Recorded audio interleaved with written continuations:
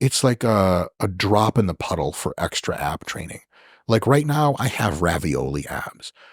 I have abs right now if I'm relaxed and I just genetically have like a gut. My gut has fucking abs. I have a six pack when I'm relaxed now with the veins in it. Hmm. And so people are like, what do you do for abs? I'm like, I don't train abs. They're like, You why don't? not? No, absolutely not.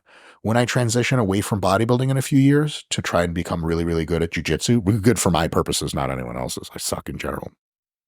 I'm going to start training abs, not for the purpose of having abs, but for the purpose of developing a much stronger anterior chain, the ability to do this, because in jiu-jitsu, that's a big deal. Yeah, yeah. Then I'm going to be training abs. But for now, abs are just a waste of time for me because they're absolutely big enough for contest bodybuilding, which is my current pursuit. And I would just be wasting literal time and recovery energy on training abs. I suppose just to try and sort of speak for the layperson, you've got what, 4 shows this year? 4 or 5 shows? The plan is to do about 4 shows. Okay. So you have 4 individual days this year with which you're going to be very, very lean, and your abs will be displayed unbelievably well given the low level of body fat. I'm going to guess that most people like the idea. I know that for most of my 20s, what I wanted was to have abs. Right? I didn't care about being lean. I don't hold that much weight in my face. I look sort of relatively lean in my arms in any case, so it didn't really matter. So I wanted abs. So if training abs allows me to have abs, visible abs, at a slightly higher body fat percentage, I achieve my leanness goal, which was visible abs, without having to diet myself down quite so hard.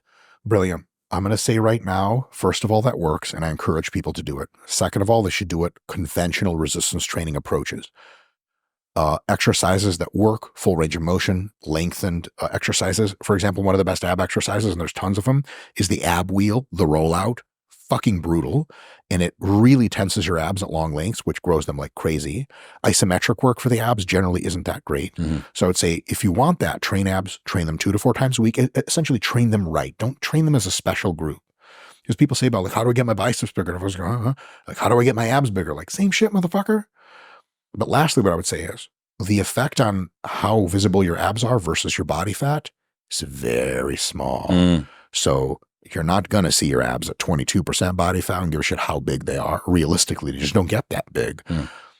1, 2, maybe 3% body fat difference. Could there be a visual difference there? Yeah, potentially, but you need years of training your abs to get to that kind of look.